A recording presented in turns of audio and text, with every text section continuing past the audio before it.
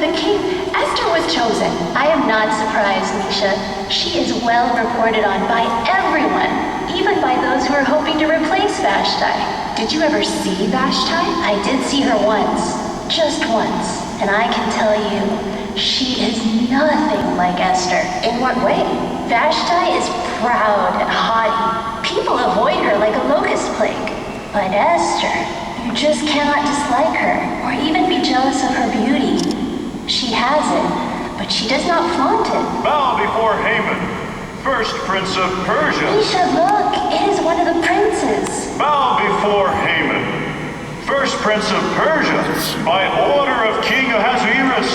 Bow before Haman. That was Haman. He has been exalted above all the princes, and he loves every minute of his glory. Do not say that. You know how he hates the Jews. Suppose he hears you. And that loudmouth with him, that was Jamshai, his attendant. He is almost as arrogant as Haman, if that could be possible. Misha, please. Well, I will tell you, Keturah, I have no respect for either of them, and Haman especially. The only person he wants to benefit is himself. But tell me, Arsham, how do the other women feel about Esther being chosen as queen? Are they upset with her? Are they jealous? Not at all, Mordecai. From what I hear, there has never been such peace in the house of the women. I am so glad to hear that. Esther does not use her charm like some other women. It is as if she is not even aware of it. She is modest, respectful, kind. Look, here comes Hathach. Yes, I know Hathach well. He is Esther's personal attendant.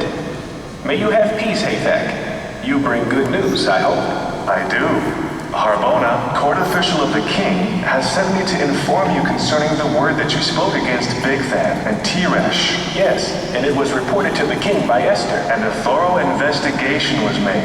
Yes, Hathach? And what was the result? Bigthan and Teresh were hanged on a stake. The king has no tolerance for traitors. If you had not overheard those two men plotting in the king's gate, well, I fear to think what could have happened. May the king prosper, Hathach. But what is to be done for Mordecai for uncovering this plot against the king? I seek no reward. I did only what I thought to be proper. That may very well be, Mordecai, but Harbona said nothing of a reward. He too questioned the matter, but he feels that as an attendant, he has no right to speak up. But do not worry, Mordecai.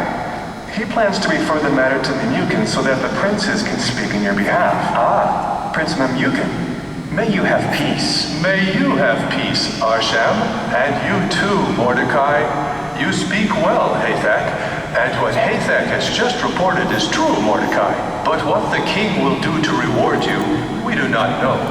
A record has been made of your loyalty to the king. With all due respect, I am not looking for a reward. I did only what I viewed as my duty. I am sure that anyone else would have done the same. Perhaps not, Mordecai.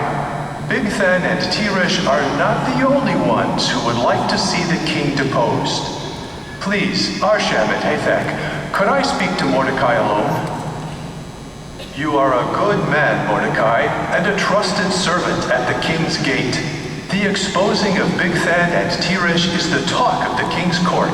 I did only what seemed proper. But there is a matter that troubles me deeply. What is it? It is the matter of Haman, the one who is now second only to the king. As you know, the king has made a commandment that everyone in the king's gate must bow down before Haman, because he has been elevated above all the other princes in the kingdom. Yes, I'm aware of that. But you, Mordecai, you refuse to bow to Haman. Why do you refuse to obey the order of the king? In this one thing, I must. But why? Do you see my attendant standing over there? Yes, I know him. He is Hilkiah. Yes, Hilkiah. Haman hates Hilkiah. Do you know why? Because he is a Jew. He hates all Jews. But let me tell you something. As much as Haman hates Jews, he hates you even more. He is incensed that you refuse to bow down to him. I appreciate your warning, Prince Memucan, but I cannot bow to Haman, even though the king has commanded it. But why? Why would you risk your life for such a little thing as... Haman is coming now. Mordecai, I beg you to think about what you are doing.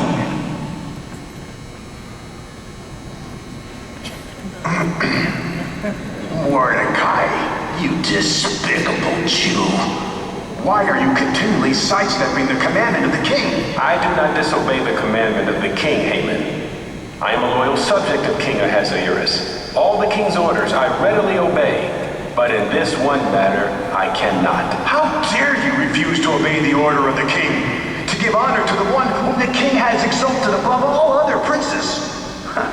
You think you are better than me? But you wait and see, Mordecai. You do not know what is in store for you and for all of the Jews. So, you will not bow before Haman. Aha! But you will, Mordecai. Mark my words. You will. Oh, Mordecai. My worst fears are realized. Who knows what Haman will do? Why can you not just bow to Haman like everyone else? We are slaves to the Persians, Mordecai. Slaves. And Haman is second only to the king. And now you're going to get us all in trouble. Hilkiah, watch your tongue. Mordecai is an officer of the king's gate. Why must you disobey the order of the king, Mordecai? Why? Hilkiah, my son, you too are a descendant of Abraham. Your forefathers were with Moses when Jehovah delivered them from Egypt and from the hand of Amalek. Can you not remember that? But what does that have to do with the here and now? We are not in Egypt. We are under the law of the Persians. And when the king makes a commandment, it must be obeyed. Mordecai. Yes, Harbona. What is it? You look like one who bears bad news. I do indeed. It is the worst news possible. You know that Haman hates you and has vowed to avenge himself because you will not bow before him.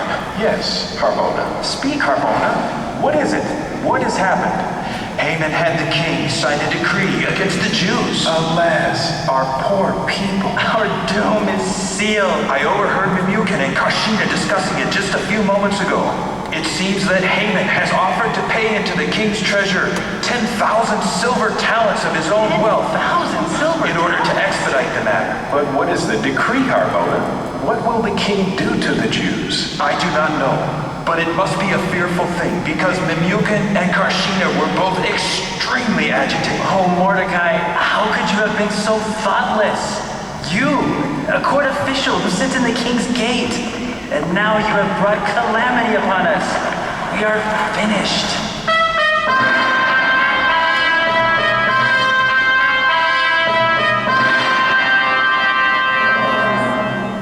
Let all loyal subjects of King Ahasuerus come near, and let all hear, even from India to Ethiopia, in all 127 jurisdictional districts, by the word of Ahasuerus the king, let all the kings, satraps, and the governors, and the princes, and all the people become ready for the 13th day of the 12th month to annihilate and to destroy all the Jews, young man as well as old man, little ones and women, and to plunder the spoil of them. So it is written, and so it shall be in the name of Ahasuerus the king. Adar the 13th, remember that day. You will not get off so lightly then, not one of you. This is Mordecai's fault. I knew that he could bring calamity on us by refusing to obey the king's commandment. But we must stand together. You are just a... All of us. Mordecai alone has had the courage to uphold Jehovah's law. Mordecai has only brought trouble. May Jehovah forgive us, and may he turn back on the heads of our enemies the wrong that they would do to us. You are a fool, Misha, a fool. Jehovah has forgotten us. He has left us to die at the hands of Haman. What will we do? We are lost. We will perish. Oh, my people, my poor people. May Jehovah, the God of Israel, have mercy on us.